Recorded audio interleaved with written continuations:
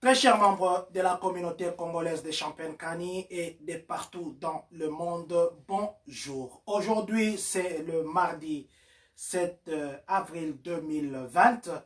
Nous venons encore comme d'habitude avec nos informations, nous venons encore comme d'habitude avec nos nouvelles, nous venons encore comme nos habitudes avec notre causerie et partage entre nous et vous.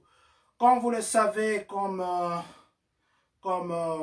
nous allons vous l'informer peut-être, comme vous le savez peut-être déjà.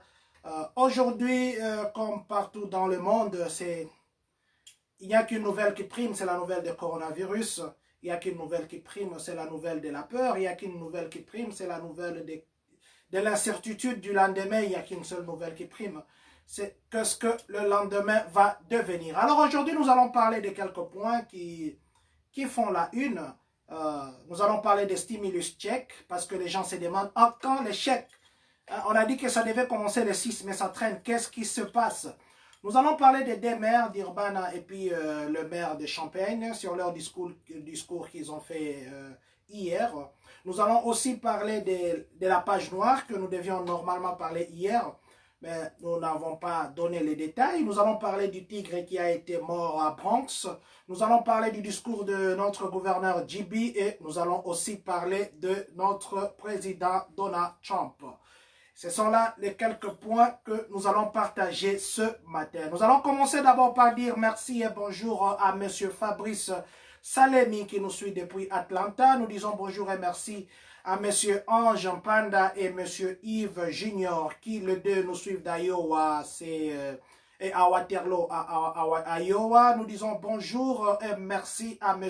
Odé et sa femme Wilmine ainsi que tous les enfants qui nous suivent de Charlotte ainsi que M. Junior et sa femme Mafi qui nous suivent aussi de Charlotte. Venons ici dire bonjour à M. Percy qui est en ligne pour ce moment, à M. Sergi Lunga. Que Dieu vous bénisse, Monsieur Cédric, que Dieu vous bénisse. Merci d'être en ligne. Nous allons commencer par la première nouvelle qui est celle des chèques. Le chèque, ça viendra quand?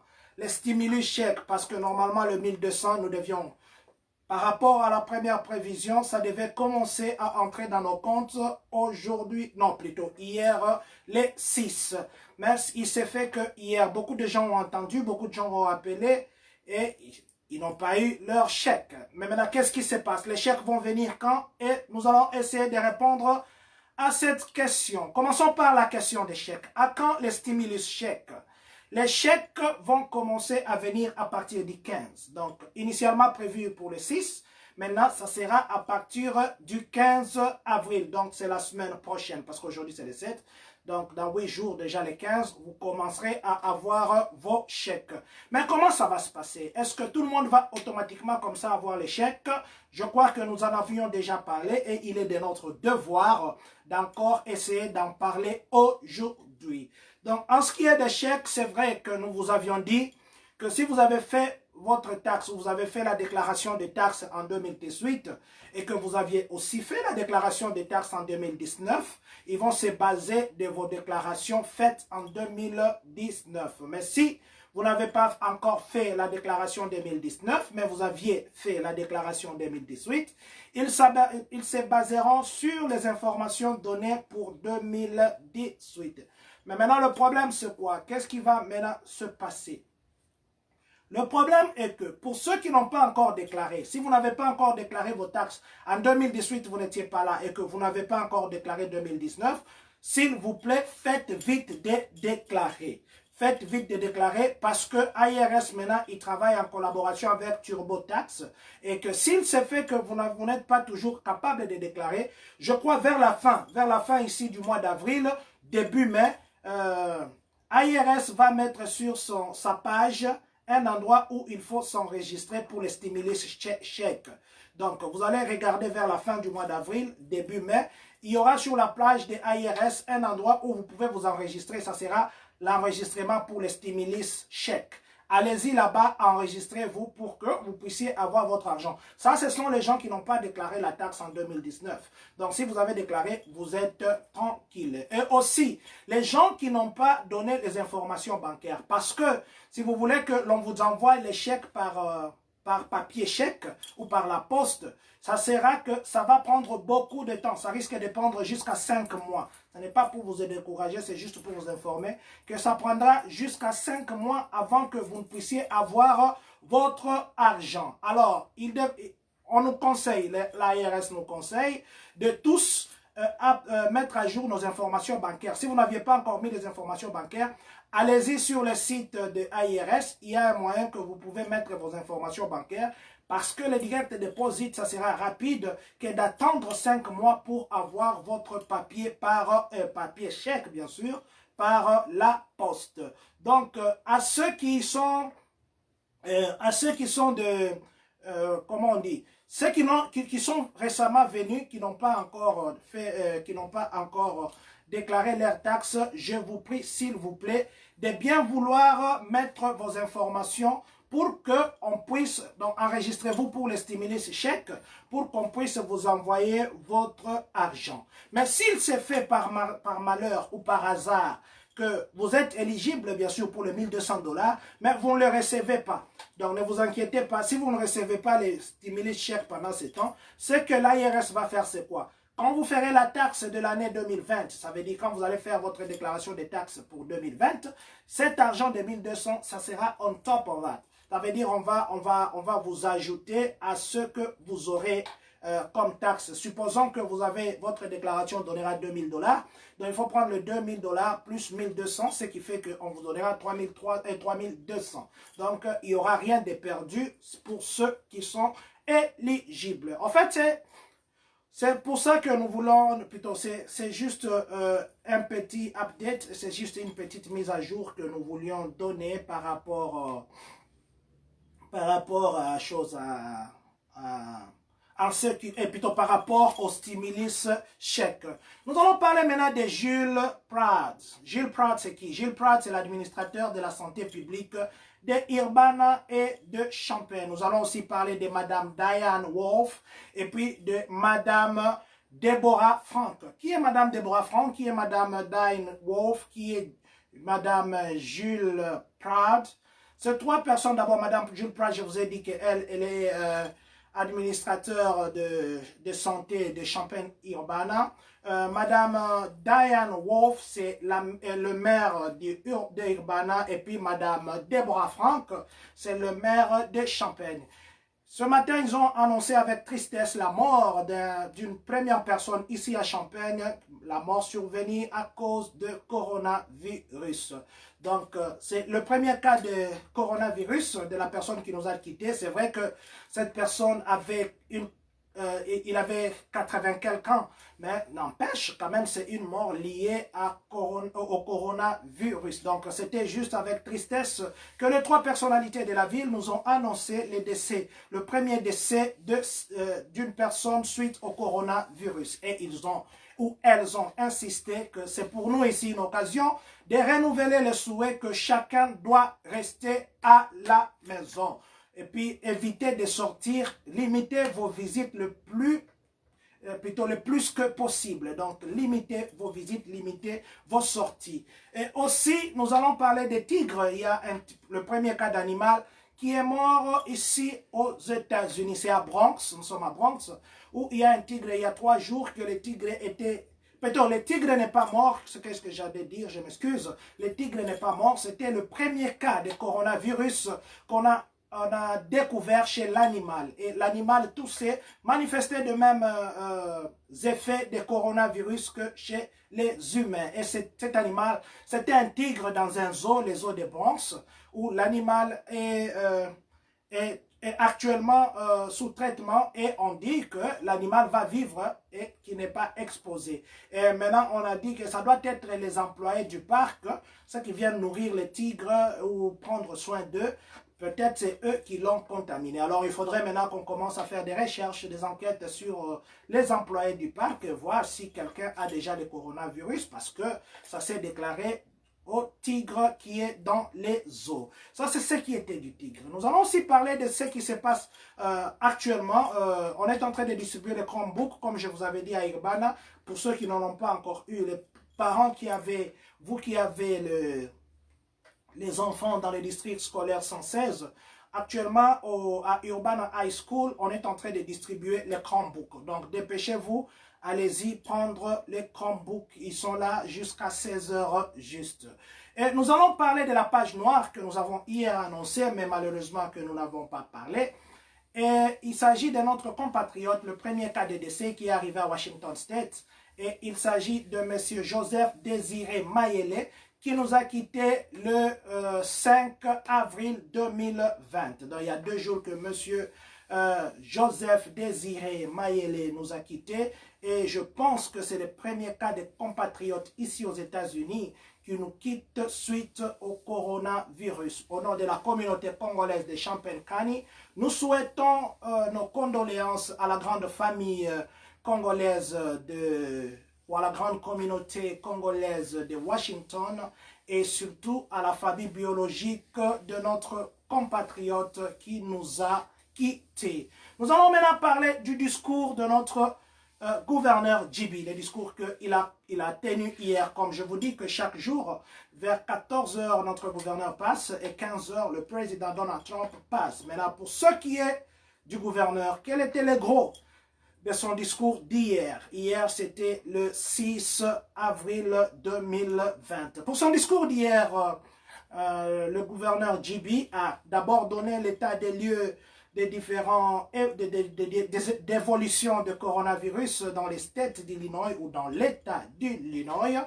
Il a aussi dit que jusque-là, nous avons 28 000 lits que nous avons, ou que l'État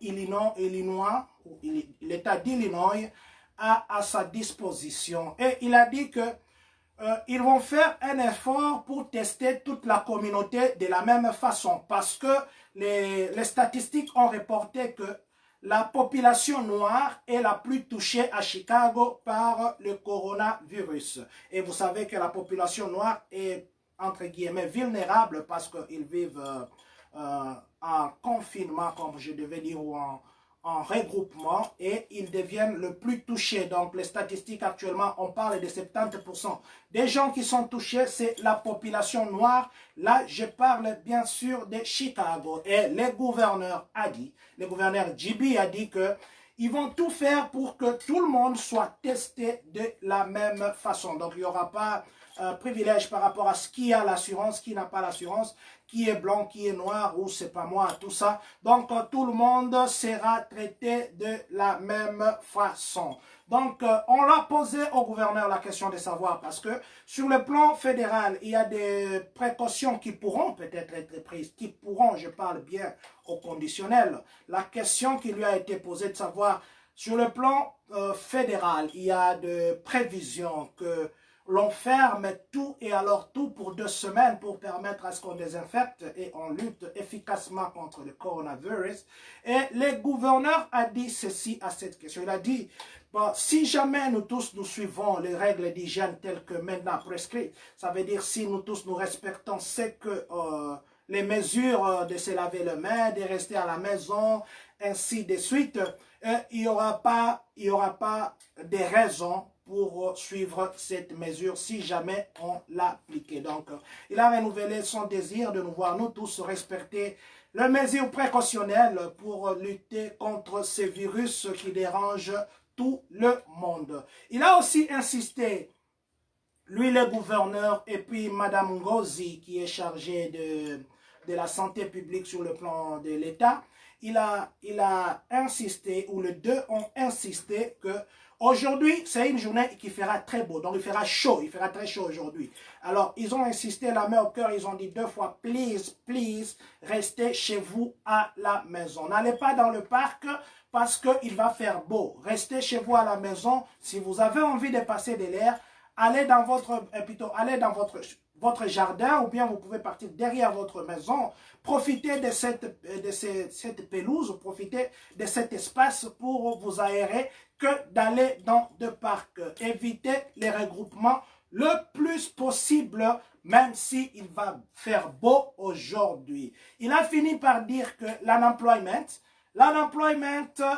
pour le moment, les gens se plaignent parce que quand vous appelez, vous ne recevez jamais quelqu'un ou quelqu'un ne vous prend jamais. On va vous mettre la musique, ça vous passera tout le temps.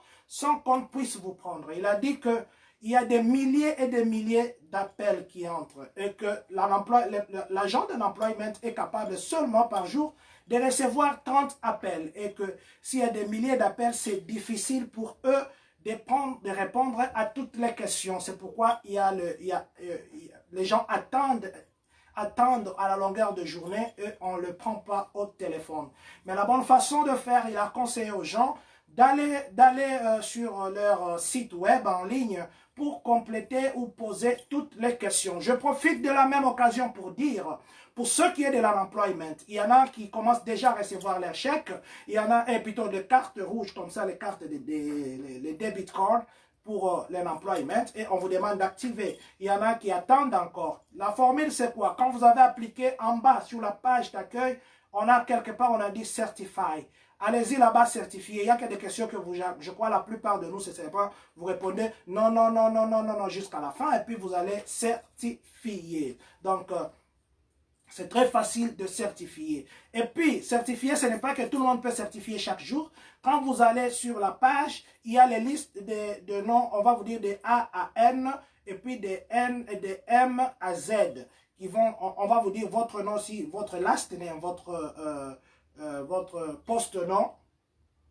Ils vont vous donner, si votre poste-nom se termine par les lettres alphabétiques qu'ils donnent, ils vont vous dire que non, votre jour que vous pouvez certifier, c'est comme ça. Ou le jour que vous pouvez appliquer, c'est comme ça. Et alors, je demanderai à tout le monde de vérifier sur le site de l'unemployment pour voir l'IDS, le site de l'IDS, pour voir quand est-ce que vous pouvez appliquer. Parce que ce n'est pas tout le monde qui peut appliquer chaque jour. Et quand est-ce qu'aussi vous pouvez activer ou bien certifier votre carte que vous recevez déjà dans vos boîtes mail. En fait, ça c'était en gros le discours de JB et nous avons ajouté la modalité pour certifier le chèque et puis pour certifier l'unemployment ou le chômage que vous avez appliqué.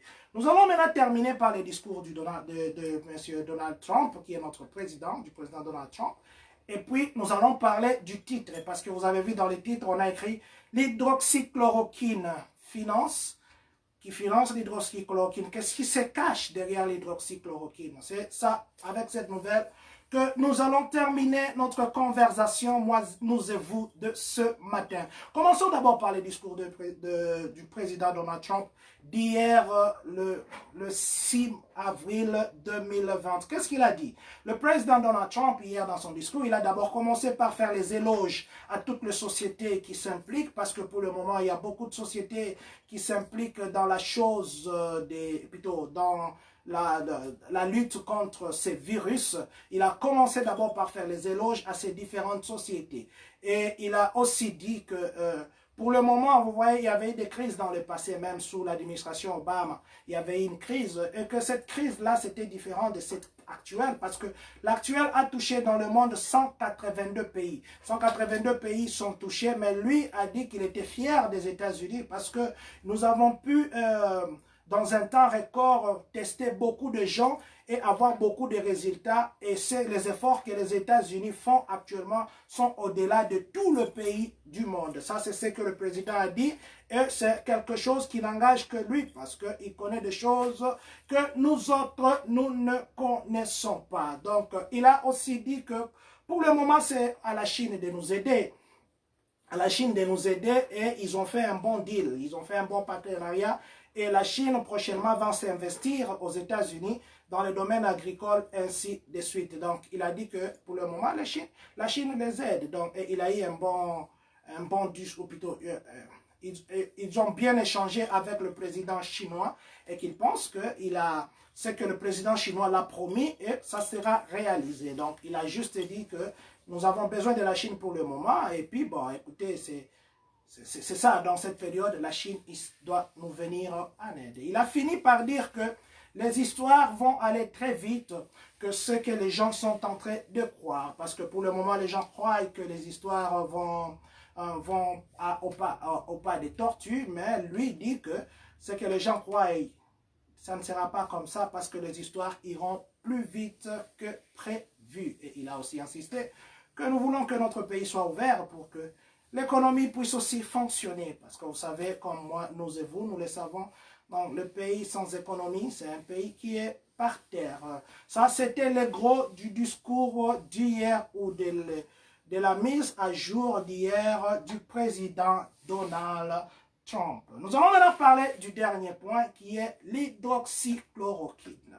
L'hydroxychloroquine, comme d'aucuns le savent, il y a le médecin Raoul qui s'est fâché, qui est même parti en Afrique. Il y a comme tiraillement de gauche à droite. Les gens disent que la solution est là. Pourquoi vous ne l'utilisez pas? Hier, je vous ai parlé du docteur ici à New York qui lui dit avec 20 $, on peut soigner. Mais pourquoi est-ce que les gens ne veulent pas avoir l'hydroxychloroquine comme la solution au coronavirus?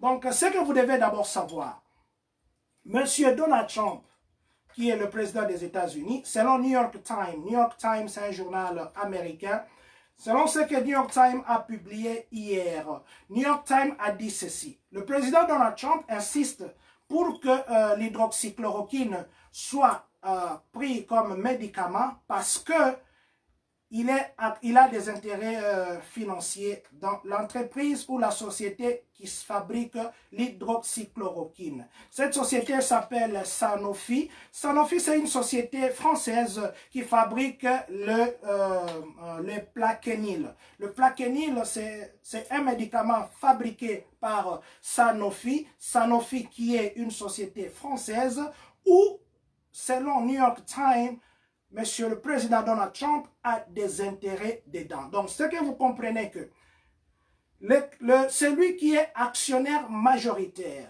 ou le groupe ou la société, la compagnie qui est actionnaire majoritaire à cette société Sanofi, c'est un républicain. Comme vous savez, Monsieur Donald Trump, lui, il est aussi républicain. Les républicains, il tient une société qui est de placement, voilà, une société de placement de fonds communs.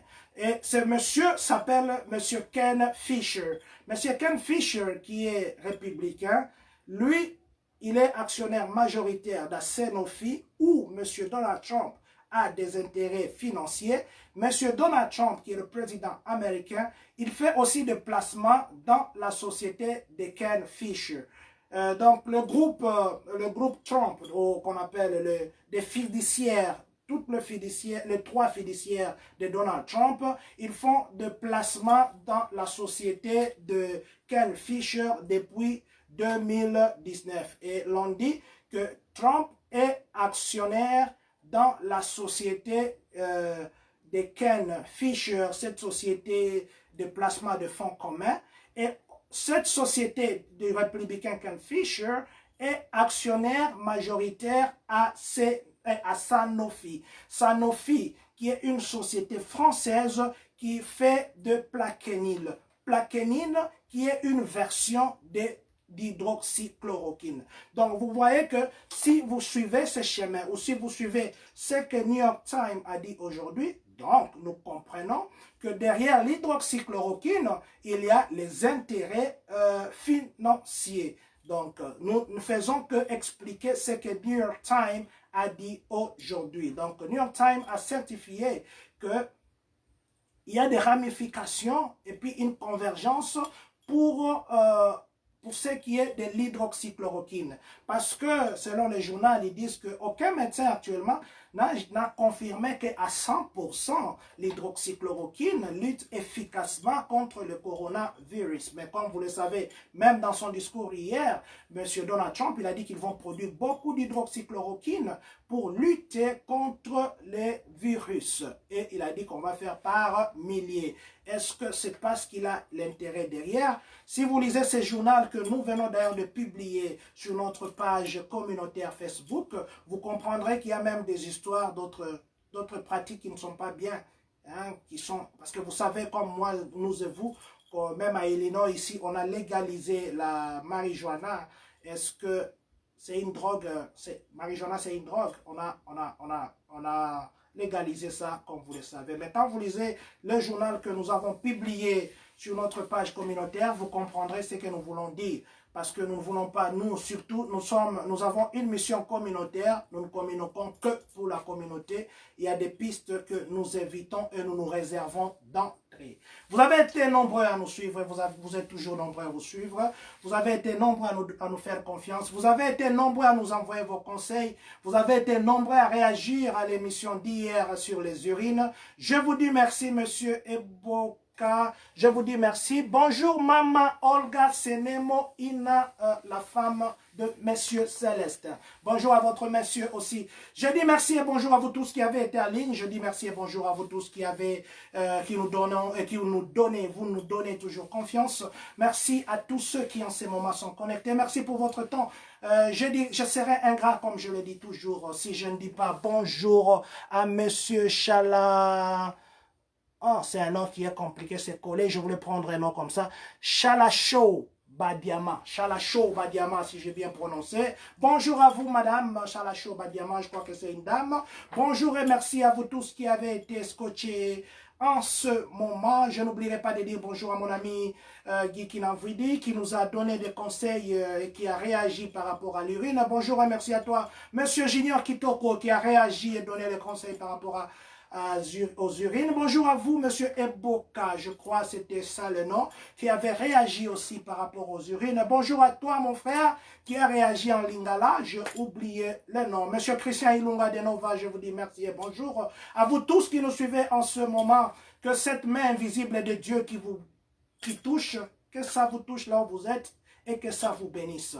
Il ne me reste qu'à vous dire que Dieu bénisse les États-Unis d'Amérique, que Dieu bénisse tout le Congolais de partout dans le monde.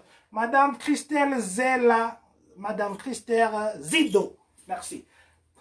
Et enfin, et surtout, que Dieu bénisse tout le Congolais des Champagnes Cagnes. Merci beaucoup.